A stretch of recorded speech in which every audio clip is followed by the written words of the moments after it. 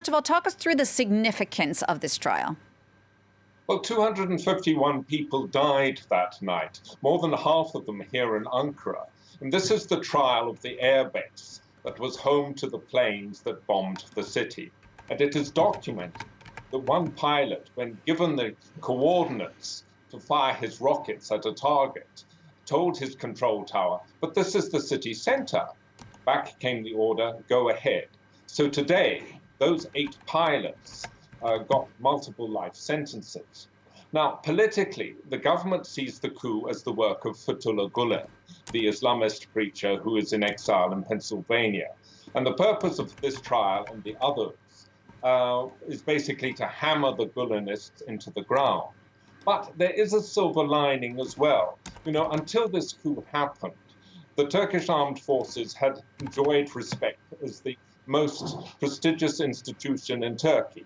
People thought politicians are corrupt, but the army is not. Today, we've had the Turkish armed forces convicted in court of bombing the capital city. And so people can see that the army can be corrupted as well. And maybe this will reduce the armed forces to being just a regular institution instead of a too much respected institution. Jasper, like in many cases, there's a lot of things that we just don't know about what happened on that night. Is there any way to get to the whole truth about that? I don't think the whole truth is going to come out under this government.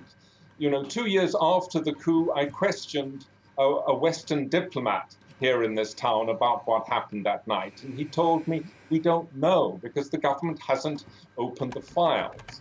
Now, the chief of general staff at that time was hijacked. He was held in custody at this airbase. He is now the Minister of Defense. The head of intelligence knew about the coup before it actually started. Yet President Recep Tayyip Erdogan prevented both of those people from testifying to the parliamentary committee that was investigating the coup. The government has portrayed Mr. Gulen as the Mr. Evil of Turkey, responsible for everything that happened that night. But we know that is not the case. One colonel told the court, yes, I did it, but I'm not a Gulenist. You know, secular opponents in the military who took part in this coup because they didn't like the direction in which Erdogan was leading the country. But the government doesn't want people to hear that narrative. And I think we're going to have to wait until this government has stepped down and a new government comes to power and opens the file.